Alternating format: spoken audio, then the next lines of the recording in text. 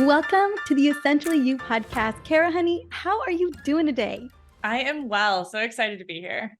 I am so happy to have you here. I've been looking forward to this interview for months. I know we scheduled this a little while back, and here we are together.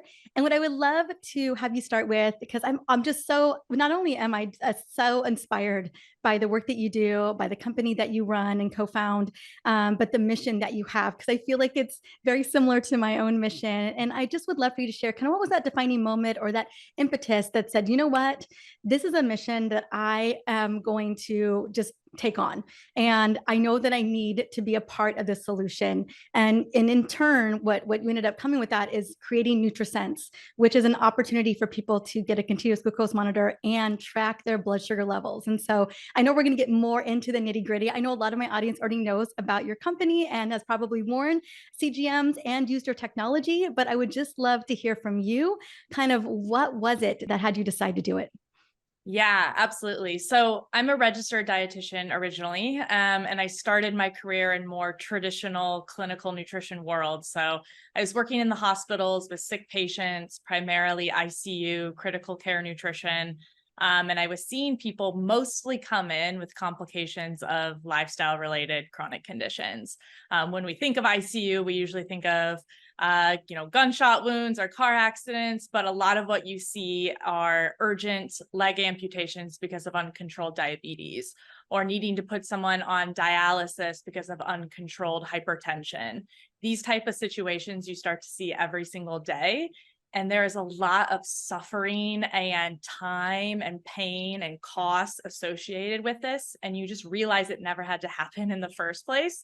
And it becomes quite frustrating. So initially, I tried to make change from within the system.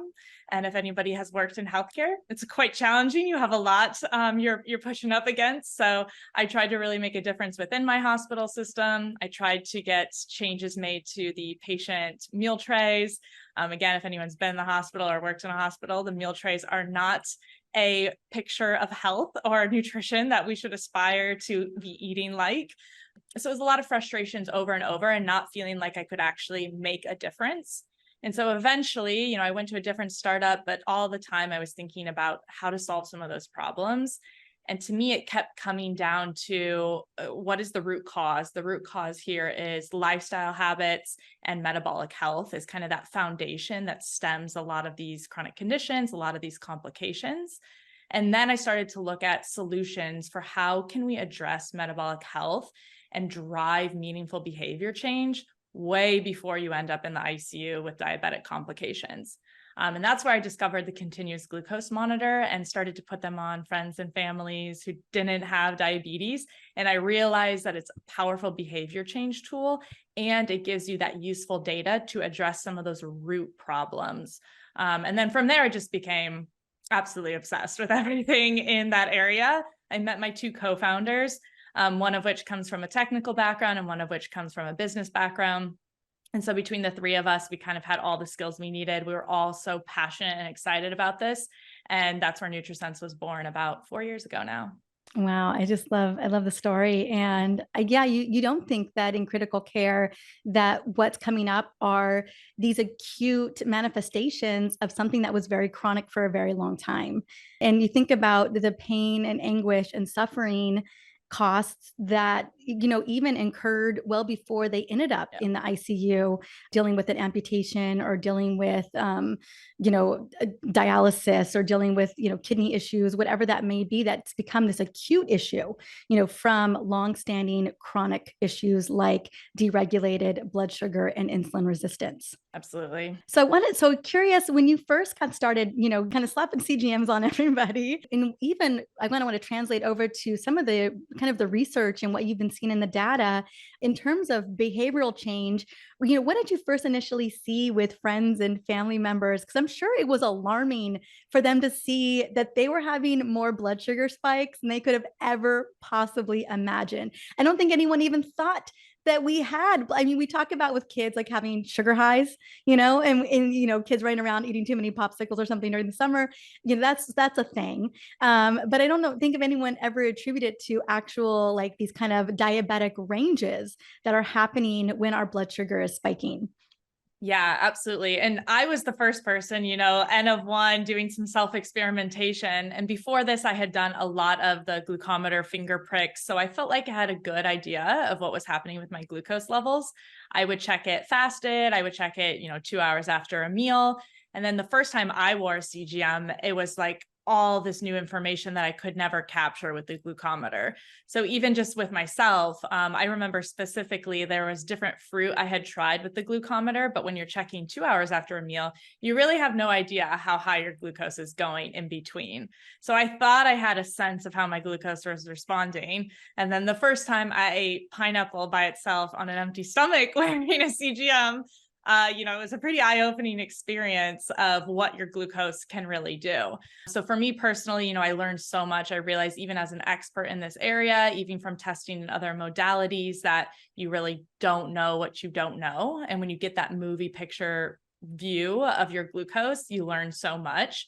But then, I put it on my mom, my aunt, my uncle, my best friend at the time, coworkers at the other startup I was working at before Nutrisense. And that's when I realized, one, everybody has really different glucose responses. That was shocking, even in that really small sample size before the company started. We've only seen that more and more now that we've worked with thousands of people. Is that you and I could both eat a banana, you and I could both eat a sweet potato, you and I, could both eat a salad with a bunch of things in it, and we're going to have completely different glucose responses, even though we're both metabolically healthy, we're both females. So really seeing the variability between people was super interesting, but then also seeing those peaks in glucose values. So it's really hard to capture that peak, like I said, with the traditional metrics. If we're measuring fasted glucose, of course, it's just a fasted state. If we're measuring hemoglobin A1C, that's our average glucose. So we're not getting to see the swings in between. So really seeing for some people how maybe their go-to breakfast. So my mom, bless her, we've really improved her diet. Actually, it's been a fantastic journey for her. But, she used to eat whole wheat toast with peanut butter and a little bit of honey on it. That, there's Ooh, no protein, there's a lot of carbohydrates. even without the honey, you know what I'm yeah, saying? But like add the honey to that. yeah. And I used to try to kind of encourage her to maybe try different breakfasts, but she liked this. She wasn't that motivated to change it. And then when she saw her glucose values response to this, which were very, very high, and then it put her on this roller coaster the rest of the day. Like how you start your day creates either that positive flywheel or that negative flywheel. Yes. So Let's speak about that because I try to really impart how important that first meal of the day. It can set the tone for longer, at least of what I saw in a lot of my patients and even myself, for more than 24 hours. Yeah. Like it could take me a minute to get back to baseline, like sometimes 48 hours. And that's eating like salads and salmon for the rest of the day. We're not talking about anything besides protein and vegetables, just trying to get myself back to baseline. And I get that there is variability with people, but I find that breakfast can make you or break you. Absolutely. It totally can. And we see this with a lot of people. And what happens often is if we have that larger glucose response, typically we also see some of this reactive hypoglycemia afterwards. So the body tends to overcorrect essentially. So, let's say you have the toast with the peanut butter and the honey and your glucose goes up really high. And then your body's basically like, whoa, we need to take care of this. And so it kind of overcorrects. The good news is that means you probably still have some insulin sensitivity because your body is being sensitive to that insulin response, but then you're dipping down. And a lot of times then that triggers cravings, hunger, sometimes the need to take a nap. All of these things are not normal. I want people to know you don't have to feel this way. But then often people will snack or they'll grab something else or they're hungry pretty quickly afterwards rather than feeling satiated. So it makes it more challenging to stay on track the rest of the day with just meal choices, but it also increases that variability that people experience the rest of the day. So really, really focusing, if you're going to do one meal at a time, like let's say your glucose has a lot of room for improvement, find one habit to start with and pick that first meal of the day and really focus on making it protein focused, minimizing especially refined carbohydrates, but really nailing in that protein focus. So eventually, like I was kind of saying with my mom, when seeing that data makes it so much more meaningful. And that is really the power of something like a continuous glucose monitor. People have probably experienced this if you've never worn a CGM. If you wear, a Fitbit or an Apple Watch or an Oura Ring, that data is powerful Mhm. because suddenly, you can't hide from it. Somebody once called their CGM their truth meter. And I Mhm. love that because it's exactly true. You Yes. can't hide from it. Ignorance is bliss, but sometimes you need to just know. And then it becomes more meaningful. It's like, ooh, that is having a negative impact. Let me try something else. And then you get immediate feedback if this alternative option is better. So switch the breakfast to maybe eggs with some fruit. Eat the eggs first, protein first before your carbohydrates is an easy hack to improve that glucose response. And then you see, whoa, my glucose is way better. I feel better. My energy levels are improved and the whole day is going better. And so now suddenly it's so much more meaningful to stick to that habit. When you go to reach for the honey or the toast, it's not even as tempting because you're like, oh, I've seen what it does. So it helps to really create those sticky habits for people and drive consistent behavior change, consistent, day over day habit change. And that's really what leads to the outcomes we're looking for, is that consistency. But Mhm. building in consistency traditionally with people is quite challenging. Anybody who works with clients knows that you can educate till you're blue in the face, but unless they're doing it, unless they're really sticking with it, you're not going to see the results. So any sort of tool that improves that ability to be consistent, held accountable, and increase that internal motivation is a huge win for everybody. I agree 100%. I think of all of the tools, there's so many wonderful biohacking tools, or, kind of looking at real time, what's going on with your sleep, or what's going on with your stress levels, or kind of your body battery, your steps. I would say that I find that the continuous glucose monitor paired with technology like Nutrisense is just game changing. It is so profound. Like, I do believe you should know your numbers like you know the numbers of your bank account, because Exactly. it's that critical to your overall health and well-being. I do want to get into some hacks and some things that you've seen within the data, but I would love for you to touch upon kind of the connection between you know consistent blood sugar spikes over time, how that lends to insulin resistance, and why that's a concern for us. And I get that we don't have a fructose monitor yet, so we can't look at that, but man, that honey is lighting things up, on that toast. And that's a whole other thing. But we do know that with blood sugar, we're going to see an insulin rise as well in a response, kind of like we saw with your mama, right? She had that hypoglycemic response, probably dropped below, way below probably 65 milligrams per deciliter as an overcorrect.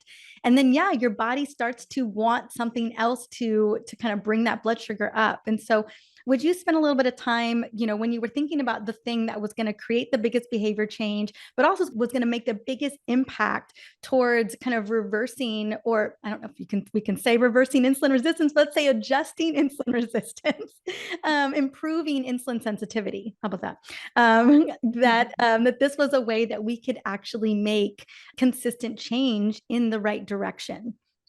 Yeah, absolutely. So I'll tackle that question in a couple ways.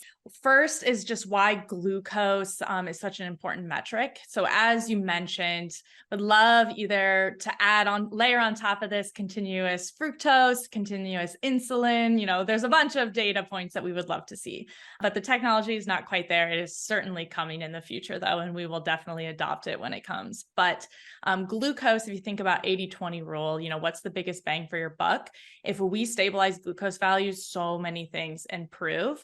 Because if you think about glucose as the fuel system for your metabolic engine, so to speak. So metabolic health is basically how well can we process food, turn it into usable energy, store it appropriately if it's not needed right then, and then tap into it when we need it. So it's everything to do about our energy system. So it's basically our body's engine, right?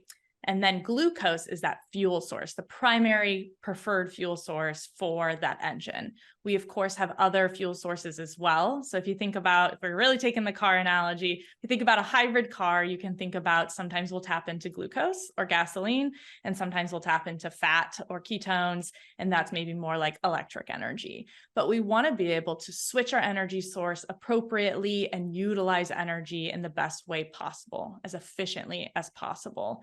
And so by monitoring glucose levels, you can see if that metabolic engine is working properly. And if it's not, where you might need to drill down in order to get it back into that optimal state. So that's kind of like at a high level why glucose is really part of that fundamental core of health overall. And then if we think about what is actually happening when your glucose is out of range, before you hit that threshold to diabetes. So diabetes diagnosis, means that we have crossed that average glucose and or that fasting glucose above a certain threshold, which basically indicates that that metabolic system now doesn't work really at all. So we basically mean that it's completely decompensated. We want to intervene way before. Of course, if we've waited to that point, there's still a lot you can do. So I don't want people to think that that means, there's nothing left to do. There's so much ability to improve, in my opinion, reverse diabetes, but technically not supposed to say the word reverse diabetes, but I have seen it so many times that I'm okay saying it. I'm very much okay with you Yeah. saying it, as long as you're good saying Yeah. it. We absolutely have the ability to turn that Absolutely. around. And there are multiple touch points Yes. before we even get there. And I think a lot of the women that are listening to this definitely are struggling with insulin resistance and maybe even kind of early prediabetes. Yeah. I mean, I Yeah. had to walk back insulin resistance, Exactly. It's estimated, 93+% of the US population is not metabolically optimal. Mhm. And I'd estimate maybe it's even higher. But if we look at, if we get to the threshold of type 2 diabetes, that took decades to develop. So there's many inflection points, like you mentioned prior, where we're going to see those warning signs. And the sooner you can catch that on that trajectory, the better, the easier it is. And so if we start to, take a step back, we'll see the pre-diabetes thresholds. We certainly want to intervene if that's your first step. But as we were mentioning before we started recording, so often you might get a pre-diabetic diagnosis or lab value, and your physician might not say anything about it.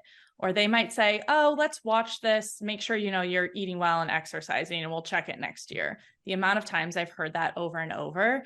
Whereas if you start to see those lab values cross those thresholds, please, please, please take your health into your own hands and know that that's a great moment to change as much as you can to put it back in that other direction, rather than waiting a year to see if you've crossed into diabetes. Yeah. But even before pre-diabetes, let's even roll it back some more. So now an even earlier inflection so let's point. take the 93% of us as adults that are in that category. Who may even be in the other categories, but at least we know a number of us are, whether you know it or not, this needs to be on our radar. Yeah. So typically, if your average glucose looks pretty good, if your fasted glucose looks pretty good, the first warning sign of some metabolic dysfunction or early signs of insulin resistance typically come in those post-meal glucose values, so those glucose spikes. And so that's why when we measure this, we can see some of those early indicators. And that kind of gives a warning sign that your body is working pretty hard to regulate those glucose values. And what's happening during, those glucose spikes above normal. The other thing I really like to mention is that an absolutely flat glucose line is not the goal either. Some variability is normal. If we eat, 0 carbs and we just guzzle vegetable oils all day, like probably gonna have a flat glucose or line. Vodka. Yeah. So the goal isn't a flat glucose line. And that's why in our app, it'll indicate your glucose score for the day, and you'll have some variability. You might go up and down, and you could still get a 10 out of 10 score for the day. And that would indicate it's normal.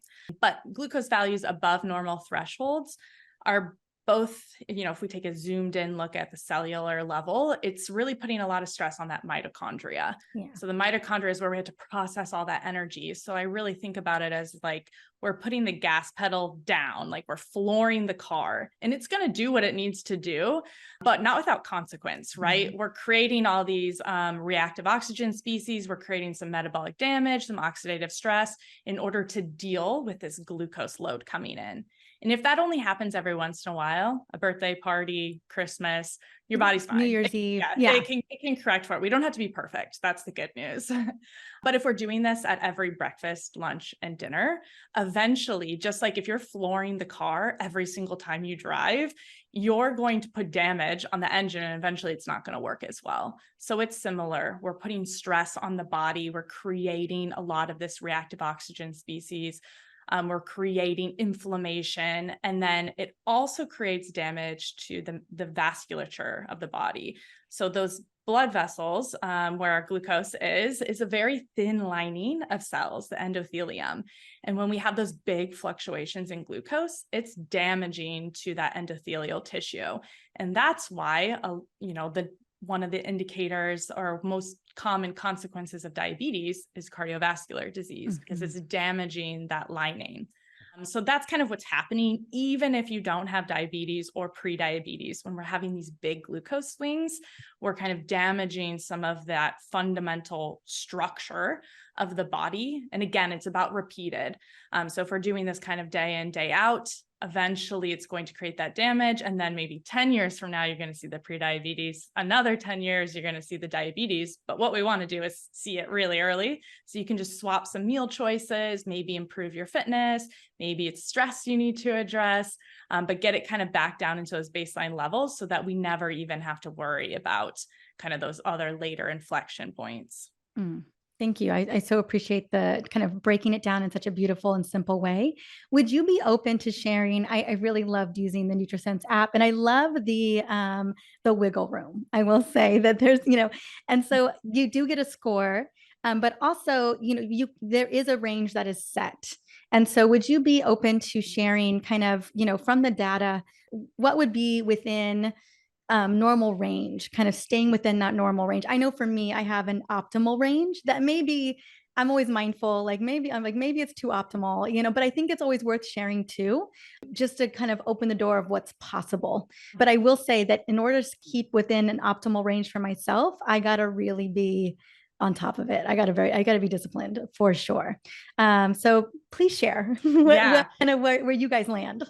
Yeah. So our default settings that we start everybody out at is 70 milligrams to deciliter, 70 to 140. And so again, you can adjust these and it will also adjust your scoring, but that's a good baseline for non-diabetics to typically aim for.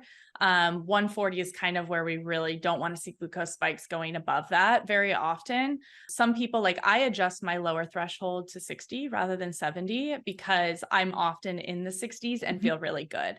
So if you're non-diabetic, and especially if you're lower carbohydrate, sometimes you'll be in those lower ranges. And if you have no hypoglycemic symptoms, that's perfectly okay. And then sometimes, people will adjust that lower or upper threshold a little down or a little higher. Like if you're pre-diabetic, we might raise it to 160 to try to get you into that range as a first step. And then when you get there, we'll lower it back down to 140 to kind of make those incremental improvements.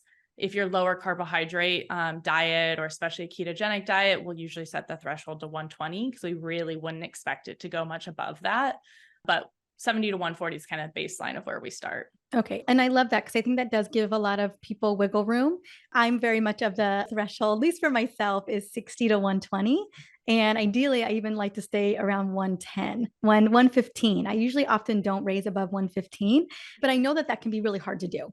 Yeah. And so it's all relative. I don't know. Some people would argue that that is more optimal, but I say if ideally you can stay within, spikes around 120, 130, you're looking really good. And you're not having massive swings, that you're keeping it more steady. You're not swinging over, 130 down to 65, consistently.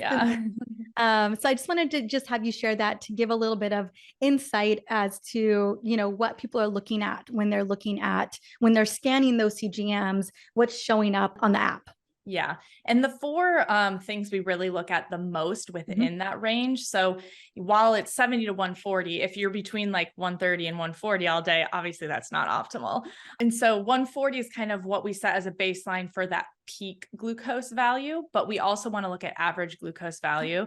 And we recommend 105 or lower, which is, a tighter threshold than what the A1C is equivalent is for like pre-diabetes. But there's a lot of research to indicate we really want to keep it below 105. And then we also look at what's called standard deviation, which is an idea of how much your glucose is swinging. So the concept of glycemic variability. And interestingly, the research shows that somebody with a higher glycemic variability, even if their average glucose is lower, will have worse outcomes than someone who maybe has steady glucose levels, so less variability, but a higher baseline. So those swings are really damaging, as we were kind of talking about some of the mechanisms there. So we want to keep the swings at a minimum. It's okay if it goes up every once in a while, but you don't want to be going up and down all day long, even if it's within normal range. And then the fourth one is just where your glucose is at when you are in a fasted state.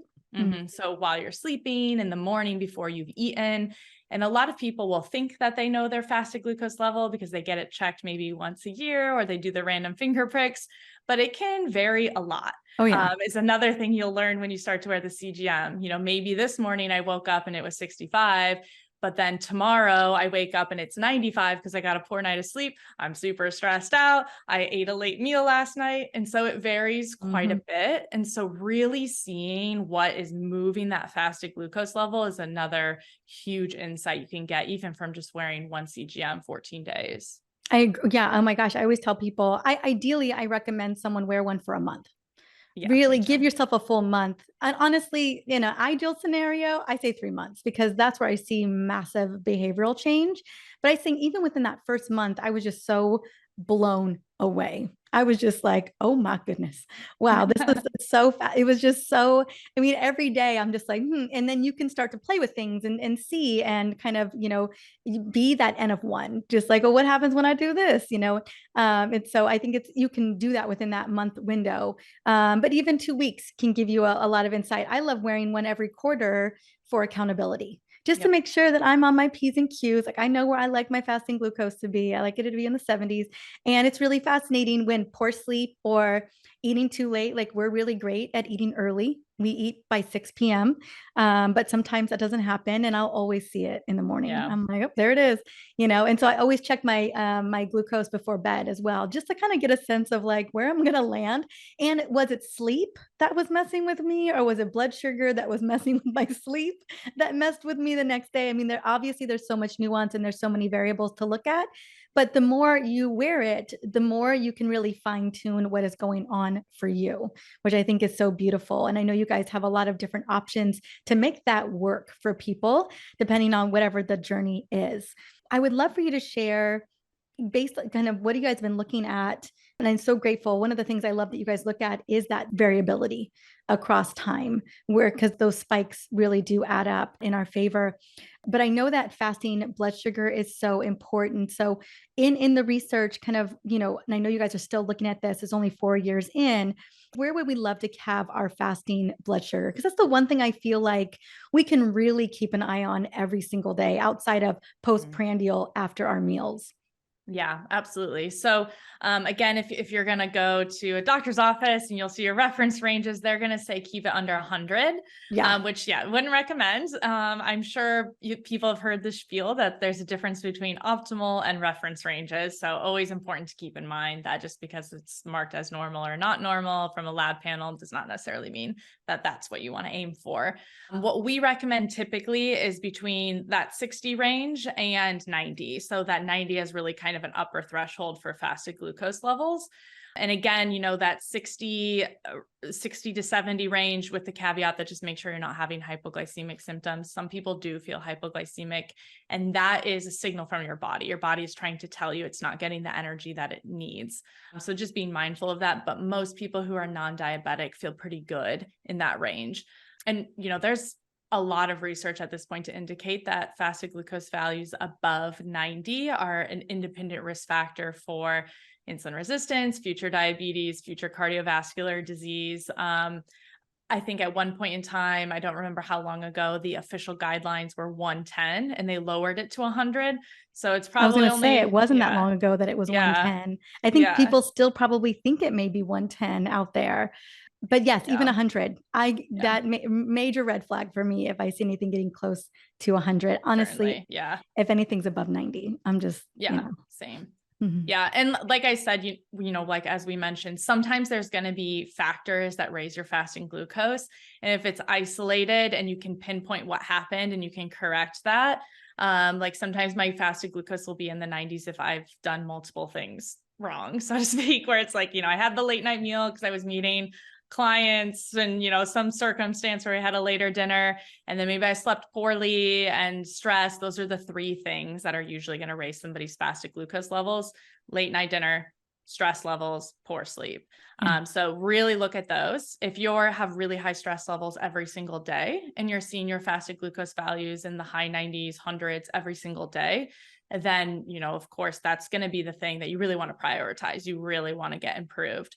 But if you're seeing it situationally because of some event happening or something acutely stressful, keep in mind that just like an occasional glucose spike, there's a little bit of flexibility, but we want to be understanding of what those variables are and try to improve them as much as possible and really aim for under 90. Mm-hmm. Well, I was just thinking about when you were saying the late night meal, but like so many of us are having late night snacks and late night desserts, I was not gonna say, even this is just when people snacks. eat the most, is Yeah. late at night. It's the biggest thing that we often have to work with people on is that late evening munching. Mm-hmm. Mm-hmm. Yeah. There's someone in my household who does that, and I'm not gonna name names. There's only three of us. Yeah. But yeah, it's a major, I mean, you will see it reflected in your fasting blood sugar every single morning And if it you're will having impact your snacks. sleep Oh too. yeah, your Yeah. body has to work so hard, Yeah. and you think about with sleep is where so much magic happens. Melatonin helps to boost mitochondrial production. Some of our hormones, some of our most precious hormones like progesterone are released in the evening. Like I am not messing Yeah. with my progesterone levels. She is already trying to leave me. She's already like almost out the door right now because of my age. And so I am not giving her any reason to decide to not level up in the nighttime when I'm Yeah, sleeping, absolutely. or even the brain. I was sharing with you, and I don't mind sharing with everybody, but this is my first interview after we're really progressively and aggressively, I guess you could say, working to reverse the post-concussion syndrome that I have been dealing with. And I think so often there's a lot of things that we take for granted in our body. Energy is one of them, man, but definitely brain function. There were days where I wasn't able to shower, I wasn't able to fold laundry, I wasn't able to help my husband with my toddler's breakfast and morning routine. I just couldn't even get out of bed. And so it's been a slow progress back to equilibrium. But one of the things that I knew were so critical in lowering the amount of brain inflammation that I was dealing with was making sure that my blood sugar levels were optimized during this time, because that's just one more stressor on my brain that my brain does not need right now. My brain does not need extra sugar to have to deal with, or deregulated blood sugar responses, or too much insulin resistance. And so, or sorry, it like raised insulin inside of the bloodstream. And so that's one of the areas of focus for me. And we know that one of the more progressive, cognitive declining conditions like dementia and Alzheimer is potentially driven, or at least plays a critical role in deregulated blood sugar and insulin resistance over time. And you don't have to have diabetes for this to happen. We're seeing this in people with prediabetes, levels of insulin resistance that's close to prediabetes. And so that has been something that has been so on my mind in this healing journey of like, how do I ensure that I optimize my metabolic health and optimize my mitochondrial health? And so much of that is based on the daily activities that I'm doing and what I'm putting in my mouth every single day. Like I always ask people, what I'm eating right here, am I cool with this being my future brain? Yeah. And that's such a powerful question to ask. And I really ask myself that question a lot, especially these days. I'm like, is this the thing that is going to make up my future neurons? Like, is this what I want to put into my body right now? Because I realize how critical it is to have all of our faculties about us to be able to think and function and do the things that we really want to be doing. Yeah, absolutely. There's so much I could say on this topic. But even to your point of just, there's nothing like an injury for you to realize how important health is and to be grateful for health. I'm sure many people have experienced this at some point in their life, something that just makes you really grateful for health and really not want to take advantage of it. So if you are in good health right now, the goal is to appreciate that and keep it there as much as possible. And like you're saying, when your body is working hard to correct something, even the example of often new parents, maybe sleep is going to inherently take a hit. So you don't want to add on that detriment by having poor nutrition choices, or not skipping your workout, etc. So it's really about, how do I compensate with the right habits to help if something else is maybe off balance for whatever reason. And then within brain health itself, as you're mentioning, it isn't just about diabetes where we have to start worrying about brain health, even though, as many people may have heard, some people call diabetes or call Alzheimer's disease type 3 diabetes, because that connection is so strong. What many people don't realize is how glucose sensitive and glucose greedy our brains are and our nervous system is. It takes up almost 20% of our glucose demands, even though the brain is only 5% of our weight. So proportionally, it's using a lot of this energy, much higher than some of our other organs. And so if we have any impairment in insulin sensitivity, insulin signaling, the brain is typically taking that hit first, or it's one of the first organ systems to feel some of that detriment of that breakdown of that metabolic engine, that metabolic system. So there's so much overlap in neurological conditions, brain health, dementia, and insulin resistance, insulin signaling.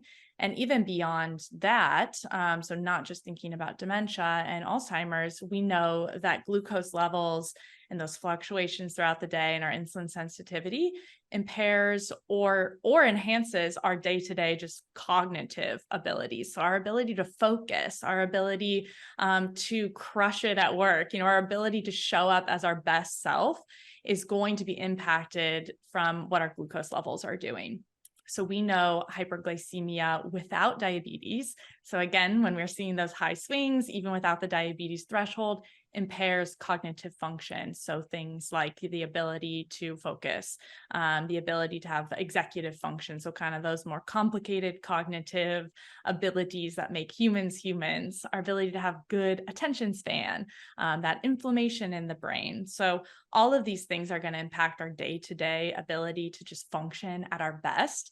And then energy levels, as you mentioned. Sometimes, of course, there are things outside of our control. Your example is an example of this, of we're going to have energy dysregulation, or some of these things are going to be more challenging, but we don't want to make it even more challenging for our body by feeding it fuel that's going to add this additional layer of inflammation and energy dysregulation, et cetera, et cetera. So we have so much responsibility and so much power to fuel our bodies as well as possible, that I really like to help people think about this as an empowerment tool. It's not a punishment. It's not like, No. oh, I wish I could eat the candy, I feel deprived. It's about, wow, I get to nourish my body. I love the mindset shift you mentioned of, is this food how I want my brain to end up?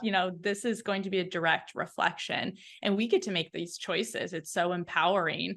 And so a lot of people feel out of control, I think, with some of these things, like there's nothing they can do, or the world is against them. But we do have a lot of control to kind of put ourselves in the best possible situation. I agree. Well, and I think about, even I've been so grateful to have such great guidance in this brain recovery process.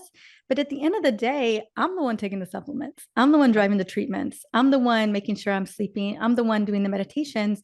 A lot of it has got to be within our control, within, it's got to be, in a way, self-regulated, or self-governed.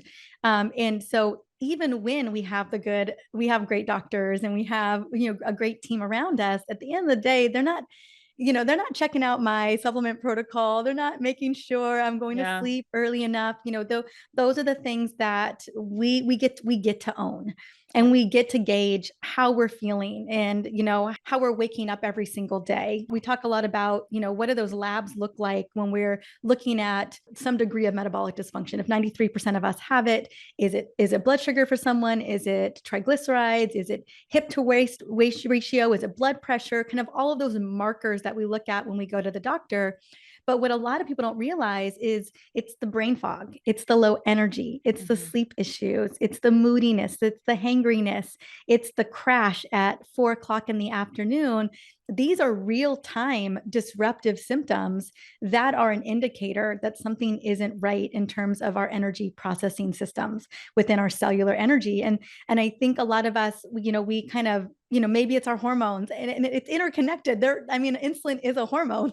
It's involved. Cortisol is a hormone. It's involved. They co-elevate together. So there's that as well. But I think, we're missing the boat where we've always just been told, okay, it's okay until it's not okay. And not to really be looking at some of these symptoms as, oh man, I'm feeling not alert. I'm having a hard time with word recall. I am struggling to get out of bed in the morning. Could this have anything to do with a late night dinner last night or with that extra snack I had at 10 p.m.? Looking at that through the lens of metabolic health, that's where I think these CGMs come in so handy because, man, numbers don't lie. They don't lie. Truth be either. Yeah. And another thing related to that many of our customers, they don't realize is going to be a benefit, but once they start wearing the CGM, is really enhancing that mind-body connection. So like you're saying, it's putting that symptom, that feeling, that experience to an actual concrete decision. And then you can start to feel those symptoms a little bit better. So it kind of enhances your ability to listen to yourself internally, because we've lost a lot of that ability as a society. And especially if that's your normal, if your normal is energy fluctuations throughout the day, brain fog throughout the day, anger, anxiety can also be something that's related to those glucose spikes, variability. If that's your normal, it starts to, again, just feel normal and you don't realize that it can feel different. And so for many people, looking at the data can help them start to see where they feel best. Sometimes talking about ranges, people will feel their best at a very specific glucose range. And it might be unique to you where you're like, you know what, even if maybe physiologically there's no mechanism to know that my glucose, there's something bad if my glucose goes above 110, but when I do, that triggers my anxiety. That's meaningful. Like you'll pay attention to that. And then maybe eventually after, 3 months of wearing the sensor, if you're not wearing it, you can know, I can feel my glucose is high right now because this is what that feeling is like. And it's probably because of the thing I just did. And now you've connected that. And that's a really powerful tool that you'll have forever. That ability to kind of feel some of those internal signals. I agree. Connecting what you're experiencing with what's happening on the CGM is so profound. You really begin to listen to your body in a very different way, and you start to connect the dots. Yeah, and absolutely. it is very much, it's so powerful for behavioral change. It very much is, which is what I love so much about it. Yeah. And when you connect the dots, a lot of people end up with more flexibility, like you're saying. So instead of, I can never eat XYZ, I need to always go to the gym and do XYZ every single day, you start to realize that, oh, I can eat this, but as long as I got my workout in today, or I can do this as long as I'm sleeping well. So you start to learn where you can be flexible. And this is where kind of meal stacking comes to play. Like you said, if we have a breakfast that sends us on that roller coaster, then you need to be able to compensate and say, I need to regulate the rest of my meals for the next 48 hours because I know that probably sent me on a roller coaster. So it's having those tools in your toolbox to be able to make situational adjustments, because what is challenging for people is if we have our list of things, we want to do the list of things that we learned, and then real life happens. Like, let's be honest, real life happens. And so being able to be flexible and apply the tools you've learned from various different, situations, various different data points, so that you can stay resilient throughout the different situations is really the key here. So helping to have people think less in a rigid mindset and more in that flexible mindset is really, again, what's going to help you be successful long term. I agree. And also having besides the tool of monitoring, also having the tools of kind of helping to regulate our blood sugar, having some hacks in your pocket to regulate that. So one of the things I didn't do enough of that, I regret, and I mean, it's, I'm so happy that I have it now, but was walking. And it's one of the first things that I am doing to help support blood flow to my brain. So I'm walking as well. That's my first kind of level of exercise at the moment. But I was so just giddy and tickled by the benefits of walking post meal, just to help keep that, blood sugar, at a good, reasonable place, especially if we ate a little bit later. I had noticed, and I don't know if you guys saw this in some of your data, but at least for me and my family, my mama and all, I slapped on CGMs on everybody too. And things we saw is when people ate, 6 o'clock or so, and they had that same meal at 8:30. Gosh, it was a whole different ball game. Oh, yeah. And that was especially the case for me. I found I just became a lot more insulin resistant as the night progressed. And so what we did is we moved our mealtime sooner. And honestly, it's better for my toddler anyway, for him to eat on the early side. And then we take a walk as a family. And my husband and I have worn CGMs together for many years now, 2 years or so. And we've always noticed that there's such a big benefit, not only emotionally and mood wise, and just movement and connection as a family to go watch the sunset at the beach, but that our blood sugar, we would just see I would be able to stay around 115. And so I would love for you to share, besides walking after meals, other ways that we can just be kind of setting ourselves up for success throughout the day. Let's say we did end up having a peanut butter and jelly sandwich. You know what I'm saying? Like, people ask me all the time, well, how quickly do I need to walk when I'm eating a gelato? I'm like, do what the Italians do, like walk and eat that gelato. Exactly. Yeah. Walking is a huge one. So yeah, walk as much as you can, or movement. So let's say you need to like vacuum and clean the house, do it right after dinner, or do it right after you've eaten. So any type of movement can be helpful if for whatever reason you're not able to like go out and get a walk in. This is really trendy at Nutrisense employees, but we all have the little like walking treadmills under our standing desk.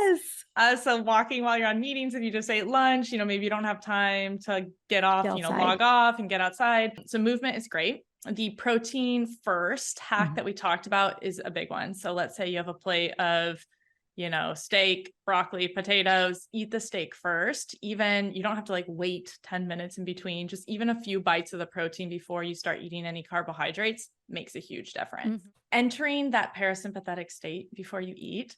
So if you're, especially this happens for a lot of people, like lunchtime work days. So we're rushing around and we're like, and we're eating. And then a lot of people will eat that same meal on the weekends and it's so much lower. And it's like, well, let's talk about what's different. So if you can take those couple minutes to like calm yourself, take a couple deep breaths, that makes a huge improvement. It's wild.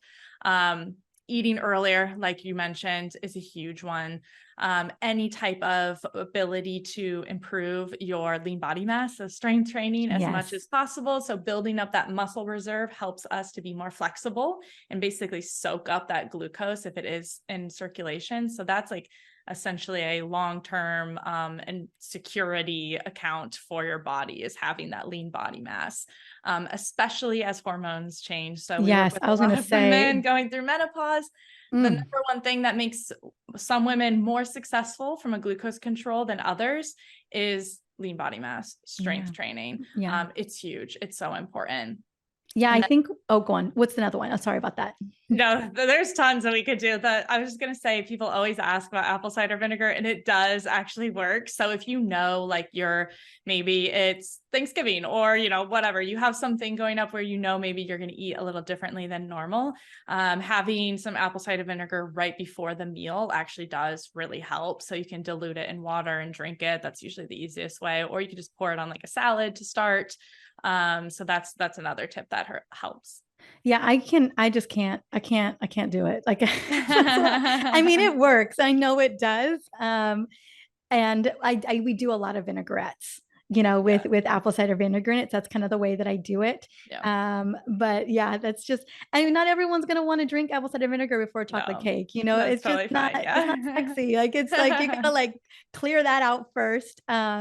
And one of the things I also recommend some of my women do is, berberine, or, some kind of some type of herbal glucose support as well. If apple cider vinegar isn't the thing, Yeah. that may be another option as well. And then I was going to ask, and I love the mindfulness, honestly, in all of the educating of blood sugar hacks that I've done over the years, I talk a lot about stress reduction and sleep, but never being mindful. I will say that that is one that has been always really challenging for me. And It's hard. it is. Entrepreneurs we get Entrepreneur, it. toddler mom, Always our Achilles heel. It always is. Yeah. but that just, I mean, I just had this big aha moment of, yeah, that makes so much sense, of just being mindful about what you're putting in your body. So it's not a stressful event, for your Absolutely. digestive system. I think is so important. Do you ever find that veggie starters help too? Like, if people can have a salad before, I know not always, I mean, I'm a big protein or veggie starter person. I just find I just spike so hard with carbs in general. Like, I'm really mindful. I mean, everyone's different. Yeah. Yeah. Yeah. Typically we see anything before the carbohydrates help. So whether it's protein, fiber, or fat, but we've just seen protein be the most successful across the board for everyone. So that's kind of like if you're not testing yourself, protein's your safe choice. But for a lot of people, fiber, so the veggies beforehand does help. Mm. Okay, perfect. Good to know. I know I've had so many, I know you guys get fielded so many questions. I've been fielded so many questions over the years of like the nuance of this. Yes. Well, how much berberine? How many minutes before my meal? When should I drink the apple cider vinegar? What kind of cup should I use? I mean, I know. it gets Yeah. really detailed in terms of what it looks like. People are so concerned they're going to mess it up, and so but I think at the end of My the reminder there is always don't major in the minors.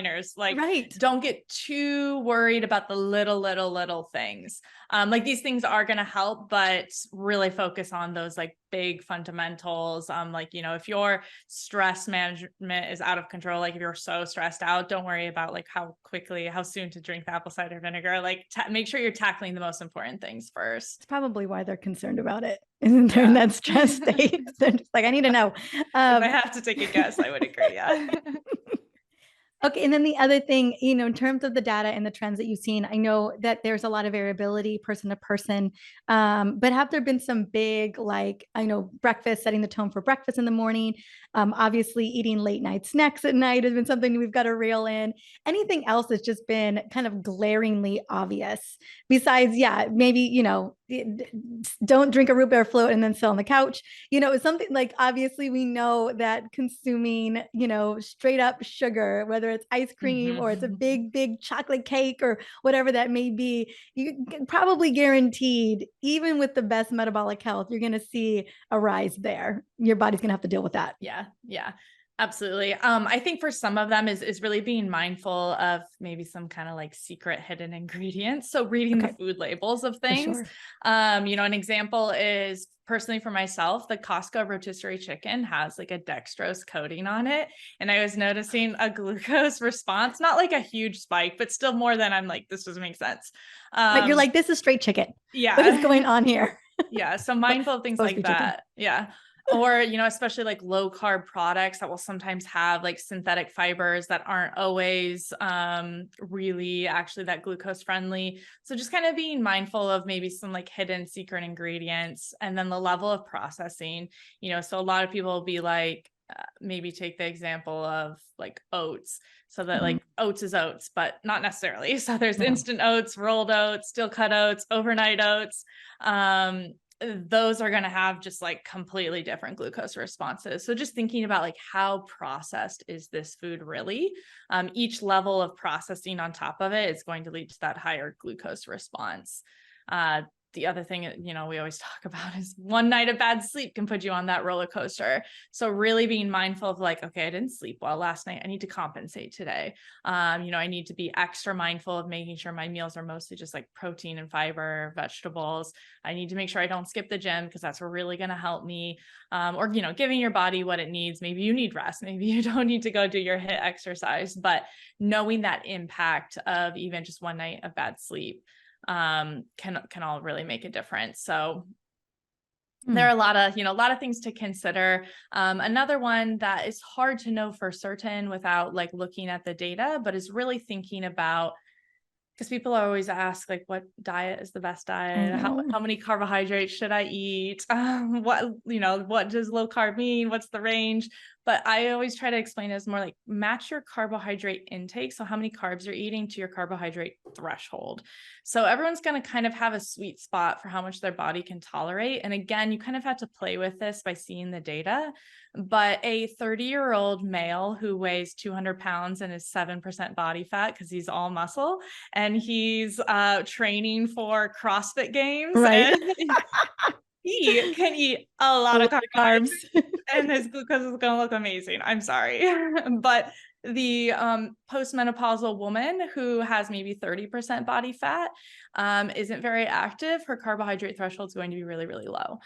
So it's thinking about these factors. And you might be able to increase your carbohydrate threshold over time, but where is it at right now? It might be different for you versus somebody else, but trying to stay within that. So that's not a cut and dry recommendation, but just being mindful of it. When I think this really speaks to, I always tell people, there's literally, I mean, yes, we know that there, if you eat certain things, I can promise you you're spiking your blood sugar. Yeah. However, a lot of us just don't know where our blood sugar is at any given time because there are a lot of different factors to consider. I'm like, so you just don't know. And I'm like, and the only way that you can know is putting one of these on, is putting a continuous glucose monitor on. And I get so much pushback from people about, well, my doctor won't give me one. They won't recommend it. I've had patients that had been diabetic, reversed diabetes, and are most definitely in the pre-diabetic range, but will not be given, a continuous glucose monitor. And I think we just have to let it go. We got to just be like, you know what? There's a lot of things they're not going to give us there. I wish that, your average doctor is going to run a full hormone panel, but good luck on that. I would love to see them run a fasting insulin, but good luck on that. And so there's a lot of things that we're probably just not going to get when it comes to our standard level of care in the healthcare system. And it's up to us. And so what we talked about earlier of, we're the ones, we run the show when it comes to our own healthcare. We are the CEOs of our health. And if you are really curious to know what's going on with your blood sugar, and as a window into knowing your metabolic health, it is imperative that you wear one of these for at least 2 weeks just to get a sense of what is going on. I mean, my mama's mind was blown. I was like, no, you're wearing one, woman. I got to buy it for you for Christmas. Like, you are wearing one. And it was such a wake-up call for her. And I knew that she had a hemoglobin A1C of 5.6. So I was like, you are knocking on the door, lady. So like, we need to get this one on you immediately.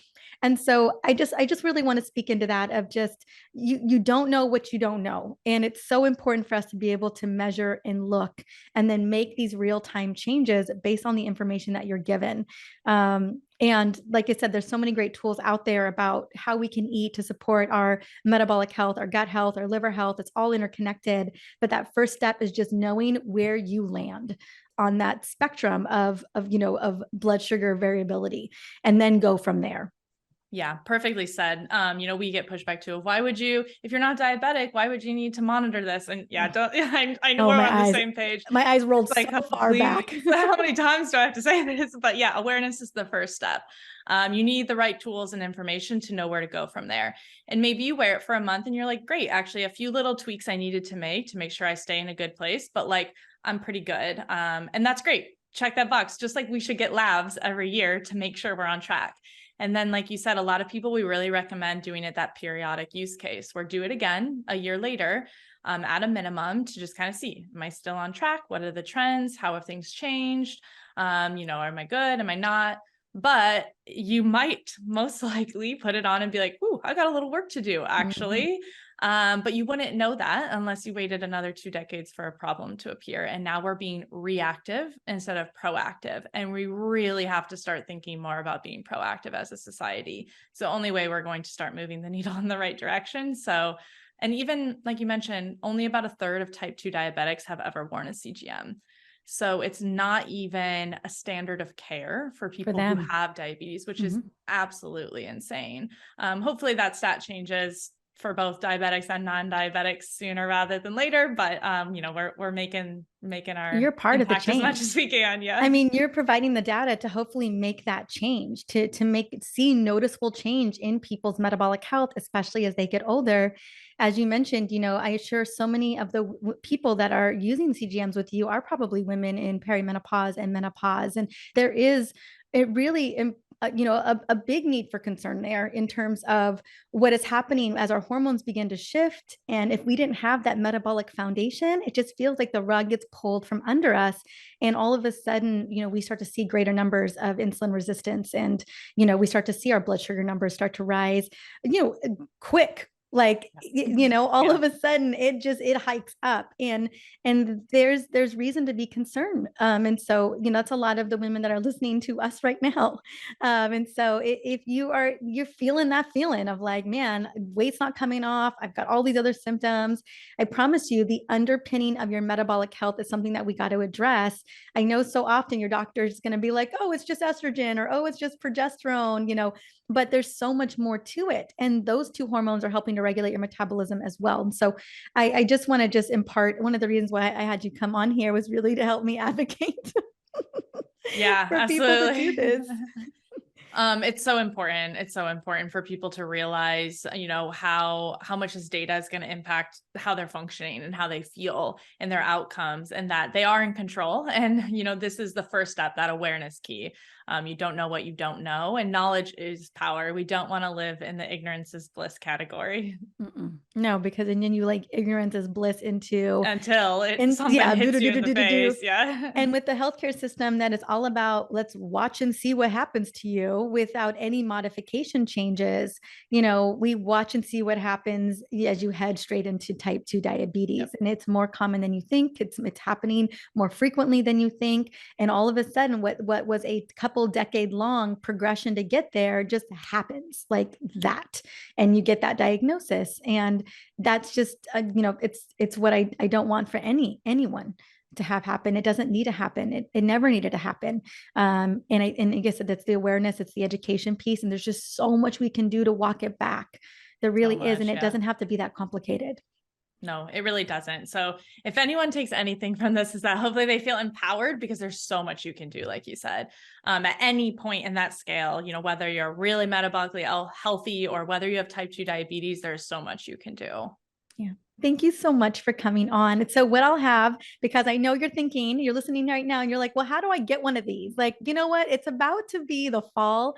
Summer's about to be over. Like it's time for me to get it back together, right? The big barbecues and all that, you know, they're coming to an end. And so I think this is always a really great time. Honestly, anytime is a great time. I really do recommend people wear one during the summertime, because during the times where we think we could take like a little break, I think that's the time to be monitoring. I think I always find keep yourself accountable. I'm the person who wears one during Christmas. You know what I'm saying? Like I'm the one who wears one during our holiday vacations, because I just want to see like how, because I believe that the holidays and vacations, like you can still have a good time and still honor and love your body at the same time. And so it's just a mindset shift. You know, I have family that it's all to the wayside, you know, and I'm just like, you know, I want to do vacation, but I also want to feel freaking fantastic when I come back from it. And so at anytime's a good time, but I find that there tends to be a motivating time right now as we head back into the fall before the holidays happen. So what I'm going to do is I have a code for everyone, which I believe is for that $30 off the first month, and you get dietitian support to kind of help you again, it's pretty easy to understand. You guys do such a great job with the interface of really understanding how to work it.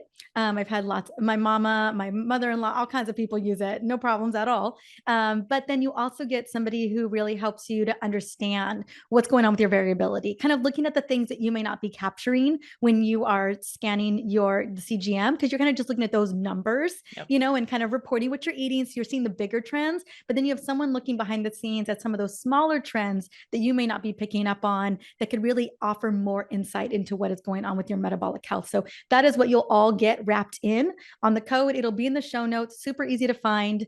And I really, really want to inspire you to take the leap and just do it, because the information that you will get from this will change the trajectory of your health in your life. That I can say with full conviction. Yeah, absolutely. Appreciate your support. But yeah, and it's knowledge you can take forever. So a lot of people are like, well, I don't want to wear this forever. And we don't expect everyone to wear it forever, but it's knowledge that now you can be empowered with forever. Mm-hmm. Well, thank you so much for coming and sharing your brilliance with me today. Yeah, absolutely. Thanks for having me.